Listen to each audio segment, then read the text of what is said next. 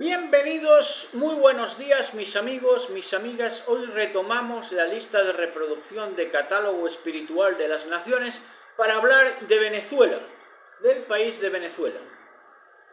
Ya saben que esto lo hacemos en clave espiritual, es un catálogo espiritual. Lo que queremos reflejar es el espectro, si me vale esa palabra, el espectro espiritual de las naciones, ¿verdad?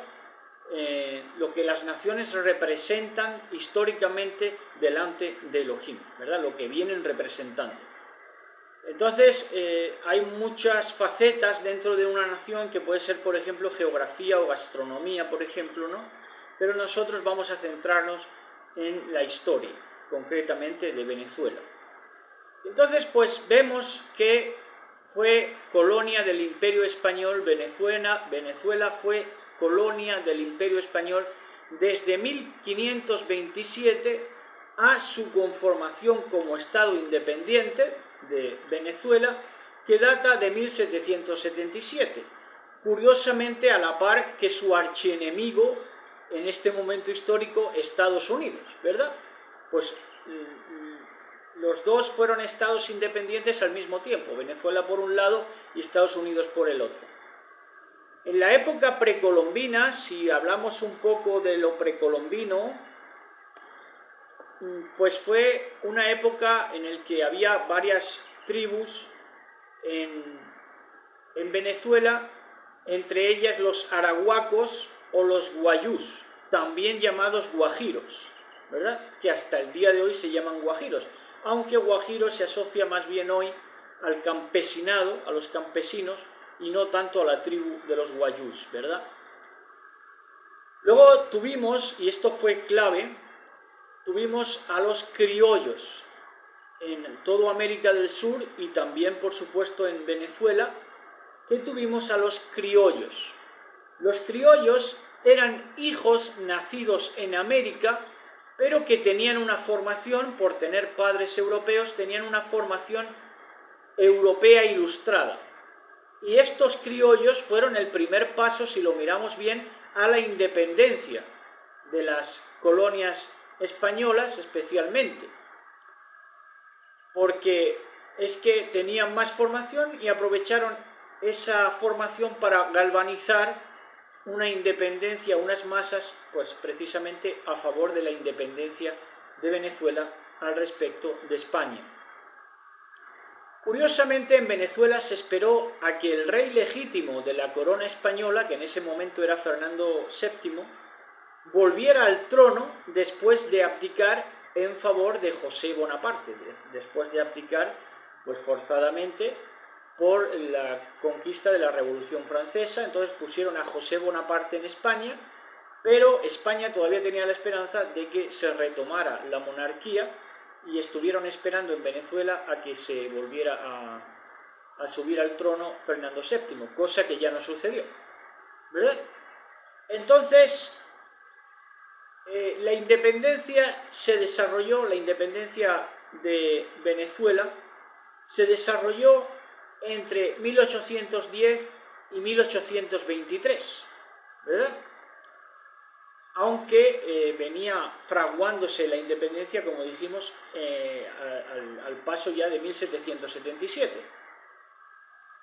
Y en el paso de 1777, pues tuvo que pasar hasta ya la época que va entre 1810 a 1823, casi 3 siglos después de ser colonizada por el Imperio Español, casi 3 siglos después se empezó a fraguar ya legítimamente la independencia, ¿verdad? Entonces fue un imperio de 3 siglos, y es que un imperio colonizador de 3 siglos en Venezuela, porque la historia y la renovación borra de la historia práctica y de la historia del provecho, ¿verdad? Quiere dejar en nada lo que es independiente, ¿verdad? Entonces tuvo que luchar la independencia por la independencia, los nativos buscando su propia independencia, pues tuvieron que luchar durante 3 siglos, ¿verdad? Y es que, como decimos, el imperio opresor, el imperio conquistador, quiere borrar de la historia práctica y de la historia del provecho, pues el hallazgo independiente, el hallazgo de la independencia, ¿verdad? Entonces, claro, esa independencia al final, como dice el anuncio de IKEA, es la República Independiente de tu casa, al día de hoy, y ya prácticamente ni eso, ¿verdad? Entonces, han ido sesgando cada vez más, metiéndose en la intimidad de la independencia de la gente, no solamente de las naciones, y entonces al día de hoy ya nos encontramos ese percal, ¿no? Porque, como decimos, lo conquistador, lo imperial se quiere imponer sobre la base legítima de la independencia, que es un derecho inalienable y un derecho pues universal. Entonces, ya digo, la independencia se desarrolló ya 300 años después de ser colonizada Venezuela. Imagínense de lo que estamos hablando. Y hay imperios de 3 siglos, o de menos incluso de 3 siglos, de los cuales todavía no nos sabemos independizar.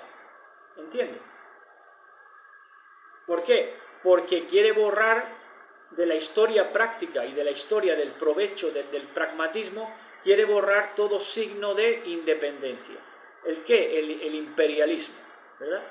Por eso hay imperios que son jóvenes y que no han dejado todavía levantar cabeza a sus conciudadanos y a la independencia de espíritu, más que nada, ¿verdad? Entonces, Simón Bolívar quiso República Francesa en Venezuela. Esto es lo que en verdad quiso el héroe, hoy considerado como héroe en Venezuela, que es Simón Bolívar. Pues Simón Bolívar lo que quiso es la República Francesa en Venezuela, instalar la República Francesa en Venezuela, o lo que es lo mismo, salir del Imperio Español, de los ancestros de Simón Bolívar, y colocarse al lado de los revolucionarios franceses, que nada tenían que ver con él, más que el ateísmo y el satanismo, ¿verdad? Entonces quiso cambiar a los realistas de la corona española por la República Revolucionaria Francesa atea, ¿verdad? Satanista, masona. Y entonces Bolívar también mató por ello, ¿verdad? Porque Simón Bolívar se asoció, lo primero que Simón Bolívar para sus campañas pactó con mercenarios europeos, ¿verdad? Sobre todo británicos. Y también Bolívar mandó matar por rivalidad a su afín Piar.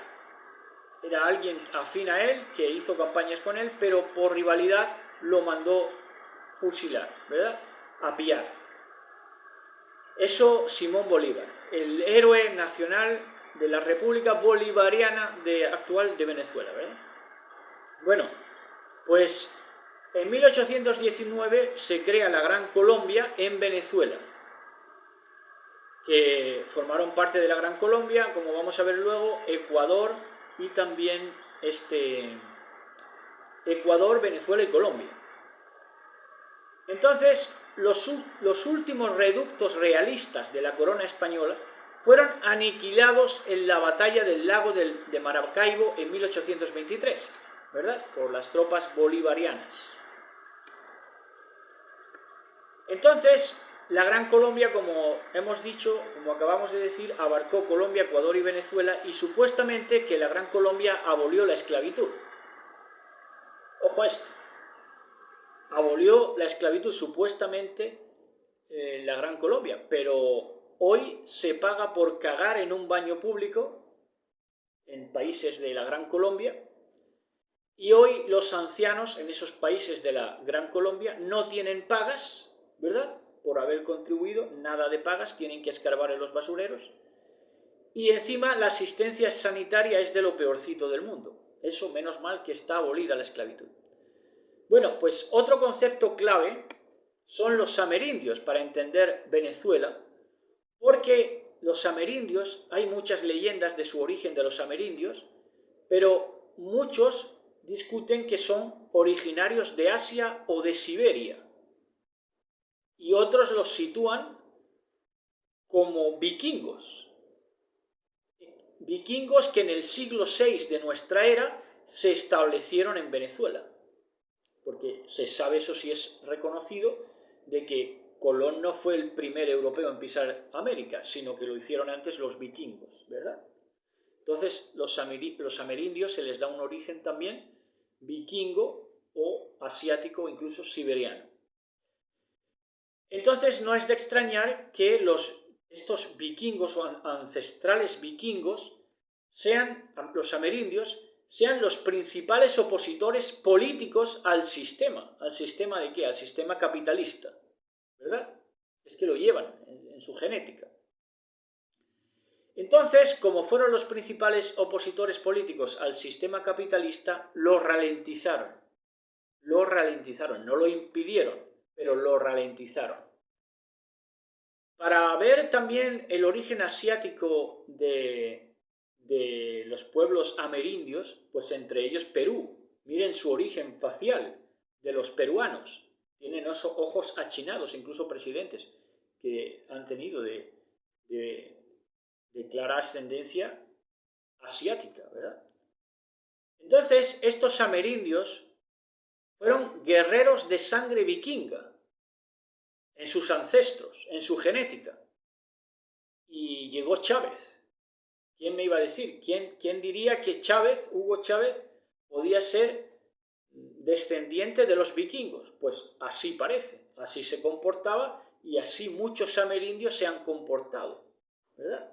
Como vikingos opositores al sistema político. Pero no solamente tuvimos a Hugo Chávez, sino también a Nicolás Maduro o Evo Morales en Bolivia. Son amerindios, guerreros de sangre vikinga. Por eso son tan arrojados, ¿verdad? En lo que hacen de oposición, ¿verdad? Les cueste lo que les cueste. Ahora, el problema para los amerindios fue la santería, porque establecieron el culto orisha o lucumí, que contacta con esclavos muertos, supuestamente, que contacta con esclavos muertos, ya sabemos que son espíritus demoníacos, fantasmas, muertos enterrando muertos, pero lo destacado entre los santeros es que adecuaron el politeísmo, ¿verdad? Adecuaron el politeísmo al monoteísmo y adecuaron también el culto a los muertos y lo hicieron pasar por el culto a los santos, a las onomásticas, pero en verdad era un culto a los muertos, del paganismo más esclavo, ¿verdad? Lo adecuaron, el paganismo más esclavo, que por eso fue esclavo, precisamente, por el politeísmo, porque cuando no hay una unidad de significado que te lo da el monoteísmo, pues entonces, cuando es politeísta, una tradición se pierde la cultura, pierde las mejores tradiciones y pierde todo su poder como cultura. Esto le ocurrió al hinduismo y le ha pasado a todos los que han acuñado lo mismo. Entonces, adecuaron el politeísmo y el culto a los muertos del paganismo esclavo a la tradición católica, ¿verdad? Y por eso fueron esclavos. Entonces, por ejemplo, la cruz. La cruz, el símbolo de la cruz ya se conocía en América y por supuesto también se conocía la Virgen, que en la mitología pues es Satanás, nada más y nada menos. Y esto se conocía en América. Se conocía en América bajo la forma de virgen, pero no se sabía o no se quería saber que era Satanás, ese Satanás que sobrevivía, ¿verdad?, al diluvio y a todo, y que volvía a hacer sus transgenetismos, ¿verdad? Pero lo que estaba detrás de las apariciones marianas y todo eso, pues era ni más ni menos que Satanás dando mensajes. Entonces tuvimos también la dictadura militar en Venezuela, una dictadura militar que no tenía razón de ser porque la libertad, la igualdad y la fraternidad ya no tenían freno posible. Entonces aquí ya una dictadura militar. Si el ascenso de esa bestia que sube del abismo, que es la Revolución Francesa y todo el ideal masónico, todo el dragón, no tenía ya freno posible, ¿verdad? Entonces, si encima, si es que no tenía freno posible porque no se iba a implementar en Venezuela ya nada distinto a lo que se estaba cociendo, por ejemplo, en España.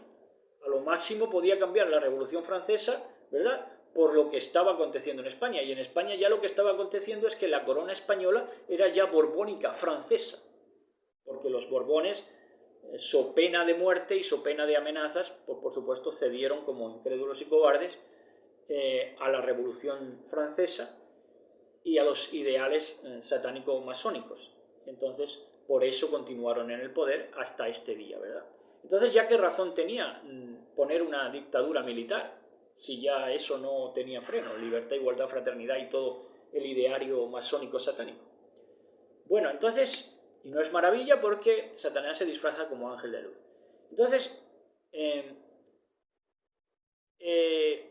la dictadura, por ejemplo, de Marcos Pérez Jiménez, que termina con la llegada del chavismo, de Hugo Chávez, ¿verdad? Esa dictadura operó desde 1958 al 1999, esas dictaduras, y llega en el 1999 la llegada del chavismo, ¿verdad? Entonces, estamos hablando de Hugo Chávez, no del Chavo del Ocho, que trascendió más en Hispanoamérica, el Chavo del Ocho, que el chavismo.